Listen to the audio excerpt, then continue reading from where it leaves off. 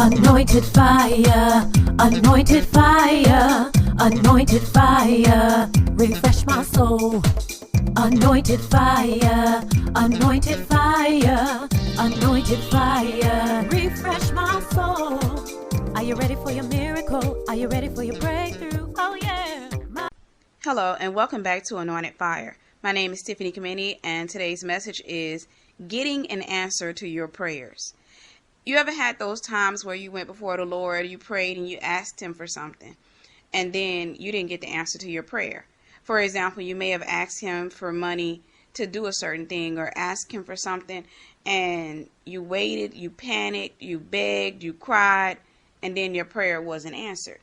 And that shook your faith in the Lord. That made you think that either you're not praying right or God's not answering your prayer. So for whatever reason, you started to doubt Him, and it was hard for you to go before Him to pray for anything else. You will still pray because you know it's the right thing to do, but at the same time, you find yourself in your flesh, working with your flesh, trying to get things done on your own because you've had a few experiences where your prayers weren't answered.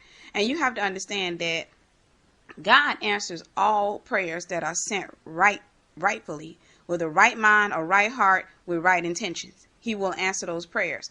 And it's not just that He will answer, they're already answered. Because everything that you ask for, God will give it to you if you have the faith. It's already done. All you have to do is attach your faith to it. But of course, you have to ask for something that is within His will.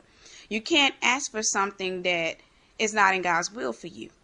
You have to ask for something that is within His will for you. He's already told us His will for us. So you can't ask for something that's not in His will. You can't ask for things that are evil, and you can't ask for things that will end up becoming a hindrance to you, because then God won't answer that prayer because you're asking Him that from a wrong heart. You know, if anytime that kind of thought comes in, you have a wrongful way of thinking and you're asking Him from a wrong heart. You're probably asking Him from a place of fear, a place of doubt, a place of unforgiveness. There is some reason that you're asking for the wrong thing, and because of that, God's not going to answer that prayer. So you want to go ahead and try to figure out what is it that you can do to make sure that you approach God the right way, and at the same time that your prayers are answered. Because when we begin to walk in the realm of answered prayers and we start to witness God answering our prayers again and again, then our faith is renewed in Him and we believe Him.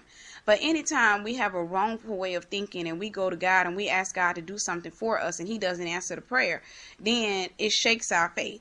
And you got to understand, the mind is already in a wrongful way of thinking. And so it's not really rooted in the Word of God. Therefore, it's really easy to shake that faith. So a lot of times people go to God and they say, for example, God, I want you to bless me with a child.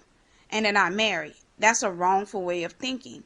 And you can't approach God and ask Him for a child when you're not married. Now, you can still get pregnant if you're doing what it takes to get pregnant, because the flesh will still act upon itself. You know, God made the flesh. That's just the way it works. But if you want God to bless you, you know, then you will go to Him, and you have to do it in the right way. So we're going to go ahead and jump into James 4:3, which is going to be the core scripture for this message. Ye ask and receive not, because ye ask amiss, that you may consume it upon your own lust. We go to God a lot of times and we don't even realize it, but we're asking God for something in direct alignment with a lust that we have. And a lust is a wrongful way of thinking. It's an ungodly way of thinking. It's to be perverse in our mind. I mean, our heart is turned away from God. Therefore, we are desiring something for our flesh. And we're coming to God and we're asking Him to give us something for our flesh. So in doing that, what you're doing is you're actually fulfilling the will of Satan.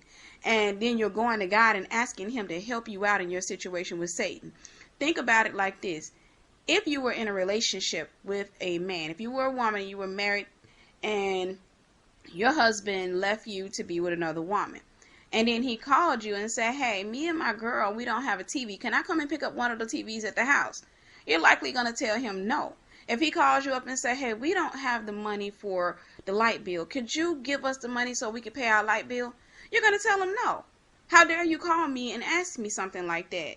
So it's the same thing. When we go before God with lust in our heart, then we're going before God while in a relationship with Satan and asking God to help us out with that relationship, if that makes sense. You're asking God to turn around and bless your lust and your wrongful way of thinking. And that's why he said you have not, because he said ye ask and you receive not, because ye ask amiss. Now, when I looked up on Google to see what the word amiss means, it said amiss means not quite right, inappropriate, or out of place, wrongfully or inappropriately. You go before God and you're asking him things in the wrong way. You're asking him from a wrong state of mind. Let's say, for example, your friend betrayed you and you're hurt by what she did to you and what have you, and you go before God and you ask God to bring her down, to punish her, to tear her to pieces. Then what you're doing is you're asking God to do something from a place of lust.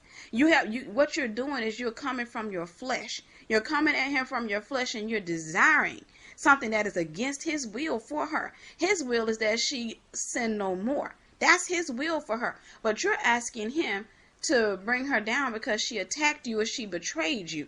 So God is not going to answer that prayer, because the thing is, you're asking amiss. You're coming at him wrongfully and inappropriately. You have to understand, the Bible tells us God is holy. So anytime we approach him, we have to approach him in the beauty of holiness. We cannot approach God with lust and flesh and worry and doubt. We can't approach God like that. We got to come to him appropriately. We got to come to him with thanksgiving. We got to come to him with love in our heart. We got to come to him with forgiveness in our heart. We can't come to God telling God that, we've asked him for something and now we're panicking because we haven't seen it come to pass yet, and we're screaming and crying out to him, because that's not going to move him any faster. What moves God is your faith. What moves God is the word of God being in your belly. That's what moves God. God is not moved by your emotions. He's moved by your faith. So anytime you ask amiss, you're only asking to consume it upon your own lust. And God is not going to answer that. Now, when you ask for something and you're asking for it in love and to be a blessing to his people, and he sees your heart, when he sees that you want to glorify his name, then that's a prayer that's already answered. All you have to do is await the seasons of manifestation. It's going to manifest in the right season. It may not manifest when you want it to, but it's going to manifest in the right season. You got to understand, God knows better than you. So he knows what season that everything needs to come about, with everything that comes in. Let's go ahead and go to James 4:2, and we backtrack. Ye lust, and ye have not. Ye kill, and desire to have, and cannot obtain. Ye fight and war, yet ye have not, because ye ask not. Okay, a lot of people say, well, I did ask. Again, if you asked him in the wrong heart, if you asked him amiss, if you asked him wrongfully or inappropriately, that's a prayer that you can dismiss, because God's not going to hear that prayer. You're coming at him in the wrong way. But God is saying here that basically you kill and you desire to have, you cannot obtain, you fight and you war. That's the operation of the flesh. You're getting out here, you're envying, you're boasting, you're working hard, you're doing all those things trying to obtain what it is that you want, but you don't have it because you haven't asked for it. And that's like saying, for example, let's say you're a man and you desire your God-ordained wife. Instead of you asking God to send you your God-ordained wife, you go out here and start looking for her on your own. You go out here, you start going to some churches and some libraries and some charitable events, and you keep looking, and women passing by and you looking at them and you trying to figure things out. Then you are leaning to your own understanding, and you have not because you ask not. And if you take a woman in that state of mind, you're going to end up pulling the wrong woman, and the marriage will likely end in divorce or some other form of catastrophe. So God is telling us that we don't ask him for things, and when we do ask him for them, we ask him for it inappropriately. So anytime we go before God and ask him for something, we got to remember it has to be in his will for us and for others. We can't ask God to do something to somebody that's not in his will for that person. We can't ask God to do something for us that is not in his will for us. And like in one of the previous messages I talk about, let's say if you go before God and let's say you have a boyfriend. You're a woman and you have a boyfriend, and he's not God's will for you. He's not the man that God chose for you. He's not the man that God has assigned to be your husband. But you go to God and you ask God, God, I want to marry him. and you start praying to him and asking him, then you're asking amiss. Because you're asking for something that is not in God's will for you. Will he let you marry that man? Yes. He gave you free will. You have the will to go out here. You can make a choice. You can get out there and you can go and you can marry the man just like you want to marry. But you can't call God into that union because the foundation of that union was wrong. So anytime you ask God, you got to ask God that you may not consume it upon your lust, but you got to ask God from a place of love and faith. You have to come at God the right way. You cannot come at God the wrong way. And back to James 4:3, he talks about that we may consume it upon our own lust. The word consume it's like you devour something. We want to take it and we want to just take it up in ourselves. We want to make sure, because when you consume something, you make it disappear basically. You're taking it within yourself. It's kind of like when you consume food. You take it and you stuff your face with it or what have you. So you're being selfish. You're trying to take it upon yourself. 1 Peter 5:8 says, be sober, be vigilant, because your adversary, the devil, as a roaring lion, walketh about seeking whom he may devour.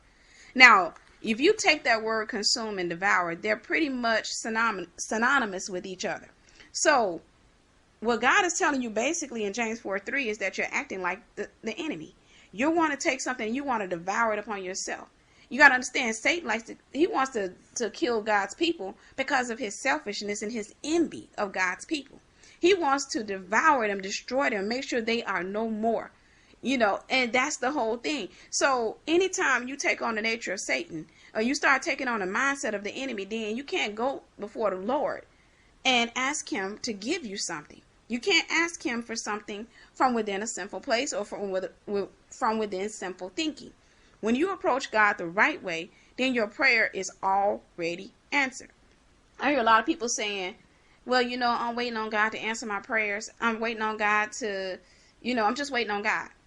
God has already answered our prayers.